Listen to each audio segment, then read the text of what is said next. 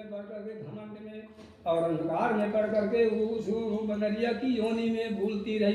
कुछ समय के पश्चात क्या होता है कि दोनों की मृत्यु हो जाती है और फिर जो है उनका तीसरा जन्म होता है। तो तीसरे जन्म में ब्राह्मणी एक ब्राह्मण के यहाँ कन्या के रूप में जन्म लिया। उस ब्राह्मण कन्या का नाम भूषण देवी रखा था। वो विवाह योग होने पर उसका विवाह गोकुल निवासी अग्निझील नामक एक ब्राह्मण से कर दिया।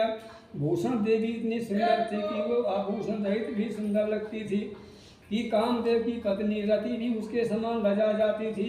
भूषण देवी के अत्यंत सुंदर सर्वगुण संपन्न चंद्रमा के समान जिस प्रकार से चंद्रमा परिवार तीज से दिन प्रतिदिन बढ़ती चली जाती है, उसी प्रकार वो रानी की लड़की रानी जो है वो कन्या उसी प्रकार से दिन प्रतिदिन जो है शोभा को प्राप्त होती हुई विवाह के योग हो जाती है। दूसरी ओर शिव विमुख रानी के गर्भ से कोई भी पुत्र नहीं पैदा हुआ। रानी के गर्भ था, अहंकार था, तो रानी की जो कोख से जो कोई संतान नहीं पैदा हुआ। और उस लड़की जो ब्राह्मण की लड़की थी उसके जो है 8 पुत्रों का जन्म हुआ।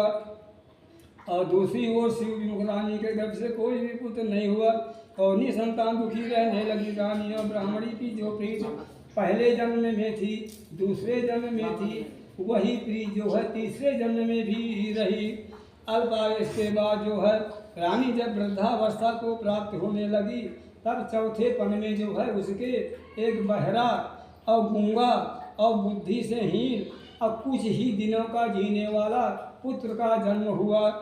और वो 9 वर्ष की आयु में इस क्षण भंगुर शरीर को छोड़ करके जो है स्वर्ग धाम को सिधार गया। अब तो रानी पुत्र के शोक से अत्यंत दुखी रहा करती थी, क्योंकि वो रानी का